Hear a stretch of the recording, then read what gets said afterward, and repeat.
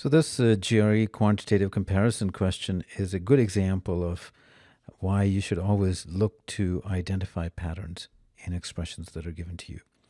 And the first thing to note here is that you will see 3x minus 2, 2x minus 1. These are the two expressions you will see on both sides of that expression, and they also appear in the comparison.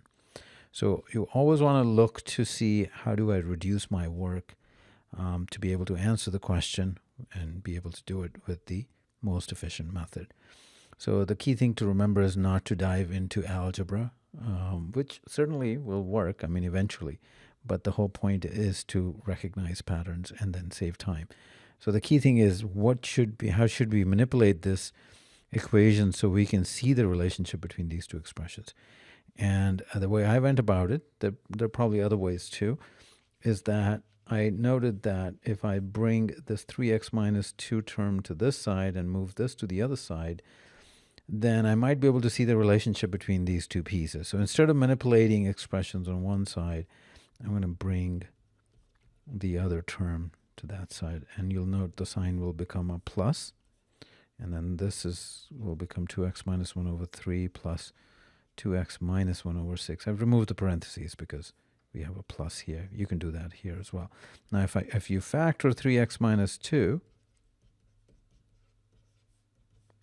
you will see that the term that's left behind is the same. You can divide it by this term. That means these two are equal, and the answer is C. So that's the fastest way to do it. I can see some students saying, let me actually multiply both sides by 6 because I want to get rid of the denominators. And certainly you can do that.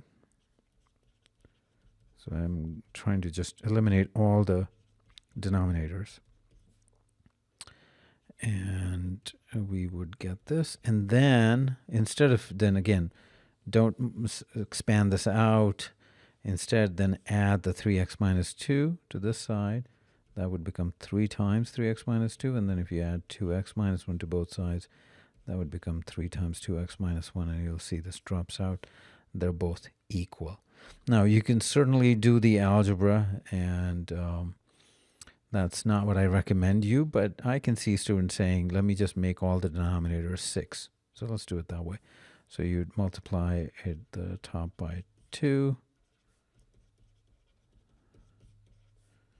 And this would be 2 times 2x minus 1 over 6. And so now we can just get rid of the 6's. Then do the distribution, 6x minus 4 minus 2x plus 1. You have to distribute that minus. And this would become 4x minus 2 minus 3x plus 2. And then the 2's will drop out. This will become just x. And this is going to become 4x minus 3. Then you subtract x, 3x equal to 3. X is 1. And then you'll have to plug it in here. You'll get 1 here. And then this is also 1. And then you'll find they're equal. But what I'm trying to say here is, don't just do all the grunt work. Find the variable. I mean, certainly it will work. Eventually you'll get the right answer. But instead, look to see the relationships between how the terms are given to you, and perhaps manipulate in a way that reduces your work. And that is a theme that you will encounter across the board on the GRE quant section.